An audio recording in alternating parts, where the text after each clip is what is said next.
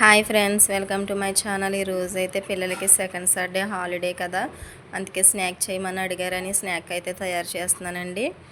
బంగాళదుంపతో బజ్జీలు అయితే వేస్తున్నాను. బంగాళదుంపలు అయితే తొక్క తీసుకుని ఇలా అయితే కట్ చేసుకున్నాను. ఇలా కట్ చేసుకున్నాను కదా, ఈ బంగాళదుంపలను అయితే మనమైతే వాటర్లో వేసుకొని సాల్ట్ యాడ్ చేసుకుని అయితే ఉడకబెట్టుకోవాలి.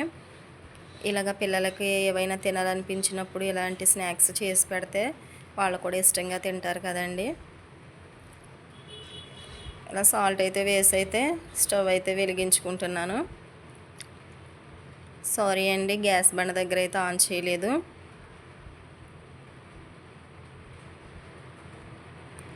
అలాగే ఇవైతే కుక్ అవుతున్నాయి.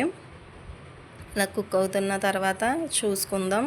కొంచెం సగం పర్సెంట్ అయితే కుక్ అయితే సరిపోతుందండి.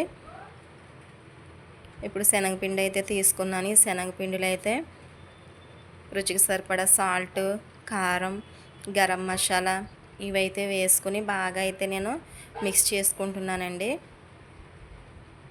ఇలా అయితే మిక్స్ చేసుకోవాలి.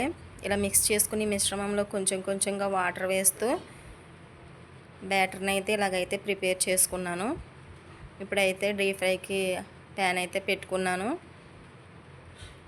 దీనిలో డీప్ ఫ్రై సరిపడా ఆయిల్ అయితే వేసుకుంటున్నాను. ఇదిగోండి, ఇలా ఆయిల్ వేసుకుని ఇది బాగా హీట్ అవనివ్వాలి.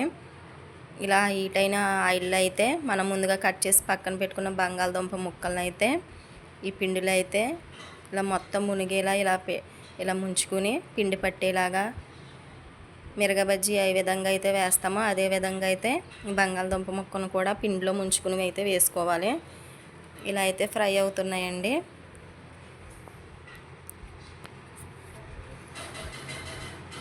సూపర్ గాయ్స్, మీ పిల్లలకు కూడా ఇంటికాడ ఎలా ట్రై చేయండి.